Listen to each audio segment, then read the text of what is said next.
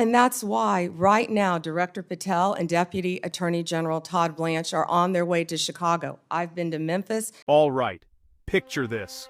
A heated Senate hearing, the kind that sets social media on fire. General Bondi, 6 out of 10 Americans say they live from paycheck to paycheck. And I'm sure that includes a lot of federal employees, Border Patrol, FBI agents, people who support them, frontline prosecutors. Do you find it somewhat inconsistent that our Democratic colleagues claim to support law enforcement and the rule of law, but yet they vote to deny those same individuals the pay which they've earned? Yes, Senators, our law enforcement agencies, DEA, ATF, FBI, U.S. Marshals, and all the other federal agencies, Homeland Security, Treasury, all the agencies, all of my federal prosecutors, all of our employees are working tirelessly, national security, around the clock to keep this country safe and to keep this world safe. Yet, the Democrats voted to shut the government down, and they are out there working without a paycheck, with families at home, risking their lives every single day. Thank you for pointing that out, and thank you for caring, Senator Cornyn. Senator Cornyn cuts through the noise and asks AG Pam Bondi the question at the heart of the American dream. Is the United States Constitution the supreme law of the land? Sounds simple, right? But what happened next says everything about the tension running through Washington, and maybe even your own backyard. Cornyn starts with the basics. Millions of Americans, including those keeping us safe, border agents, FBI, prosecutors, are living paycheck to paycheck. He presses Bondi, asking how lawmakers can claim to support law enforcement while voting in ways that leave these heroes working without pay. Bondi doesn't hold back. She calls out the danger, the stress, and the sacrifice. These are people keeping America safe, families struggling while Congress plays politics. Then, the constitutional bombshell. Cornyn asks flat out, "The Constitution? That's the supreme law, right?" Bondi answers fast, "Yes, Senator. It applies to everyone." Cornyn doubles down. "So, federal law enforcement in cities like Chicago, they're acting within their authority?" Another yes. "So why are some mayors and governors blocking federal agents?" According to Bondi, there isn't a legal basis. The internet lit up. Are local officials putting politics over public safety? What do you think? Drop yes.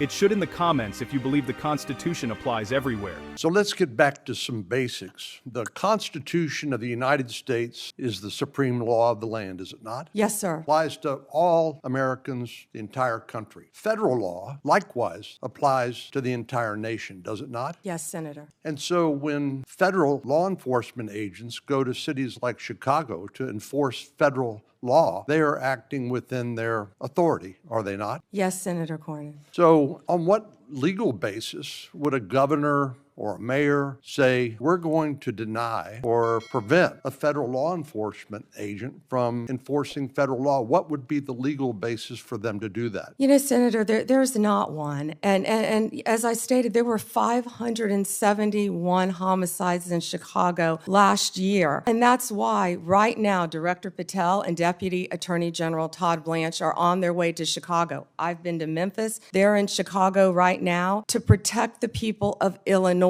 And what Senator Graham, the point he was trying to make earlier, was that when you don't cooperate with law enforcement, if I was a TDA member, if I was a Sinaloa cartel narco-terrorist, you know where I'd go? Chicago, because they're not enforcing the law. And they're running their operations, as I stated earlier, two of the biggest terrorists, narco-terrorists, we arrested right in Chicago because it was a safe haven for them. And they're operating these networks around our entire country. Bondi then points to the numbers. Cities that cooperate with federal law enforcement, like DC, have seen crime drop dramatically. 45% down, thousands of arrests, illegal guns off the streets. Meanwhile, places that refuse to cooperate, crime's up, chaos rules. But the most gut-wrenching part, the fate of 500,000 unaccompanied migrant kids. I find it the comparison between the nation's Washington, D.C., here in the nation's capital, where the mayor has welcomed the federal law enforcement agents, which as I travel around the city, are providing a level of deterrence against crime that I have not seen before. And Washington, D.C. happens to be one of the most dangerous metropolitan areas in the country. So seeing what the response has been by local officials here in Washington, D.C., seeing how the public here who visits here as tourists from Texas and elsewhere, how they're welcoming this federal law enforcement presence, it strikes me as a stark contrast between what we've seen in places like Chicago. And I just don't understand how elected officials who are sworn to uphold the law and the Constitution of the United States could take the position that, no, we don't want a safer community in our major cities that have a high level of crime like Chicago. Doesn't it strike you as bizarre? Senator Cornyn, I don't understand it either, because we've been working hand in hand right here in D.C. with Mayor Bowser. She has been an incredible partner at making D.C. safe again. We've been working with her, we've been working with the police chief, we've been working with their staff, and the numbers speak for themselves. 3,156 arrests, 294 illegal guns seized. I think the number's probably higher today. Carjackings down 87%, violent crime down 45%, right here in the nation's capital. I have been out there countless times before they go out on the streets, and I'm watching the DC Metro Police. I'm watching them with the Transit Authority Police, who of course keep our metros safe. I'm watching them with our DEA, FBI, ATF, U.S. Marshals, Treasury agents, and HHS has even provided doctors out there to help the team. And what they are, they're a team, and they are working hand in hand.